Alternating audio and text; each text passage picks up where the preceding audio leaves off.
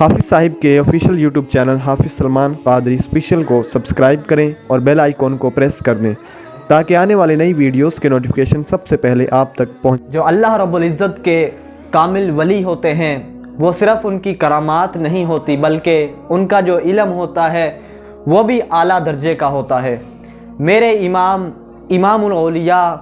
حضور غوث ثقلین شیخ سیدنا عبد القادر جیلانی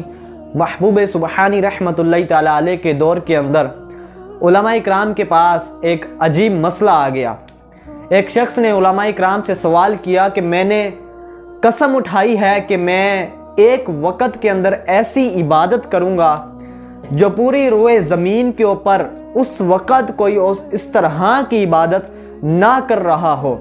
اور اگر میں ایسا کروں تو میری بیوی میرے نکاح کے اندر رہے گی۔ اگر میں ایسا نہ کر سکا کہ اس وقت پر میں عبادت کروں اور اس وقت کوئی دوسرا پورے روئے زمین پر اس طرح کی عبادت نہ کر رہا ہو تو میں اپنی بیوی کو طلاق دے دوں گا، یعنی کہ قسم اس نے اس بات کی اٹھا لی۔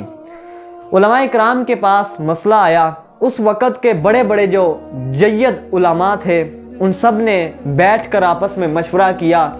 بڑی گہری سوچ و فکر کے اندر گئے، لیکن اس مسئلے کا حل نہیں نکل سکا کہ ایک وقت میں وہ ایسی کون سی عبادت کرے کہ جو اس وقت کوئی دوسرا نہ کر رہا ہو۔ درود پڑھے، وہ تو ہزاروں سینکڑوں کھربوں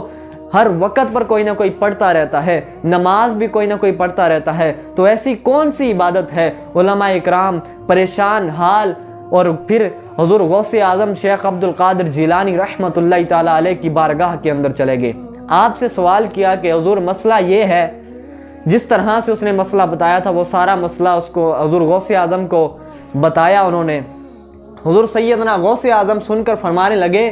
کہ یہ تو کوئی مسئلہ ہی نہیں ہے، آپ نے چند لمحوں کے اندر اس مسئلے کا حل نکال کر رکھ دیا سامنے۔ حضور سیدنا عبد القادر جیلانی سے عرض کرنے لگا کہ ایسی کون سی عبادت ہے کہ میں ایک وقت میں کروں اور دوسرا پورے روح زمین کے اوپر کوئی بھی نہ کر رہا ہو وہ عبادت؟ حضور سیدنا عبد القادر جیلانی محبوب سبحانی رحمۃ اللہ تعالیٰ علیہ فرمانے لگے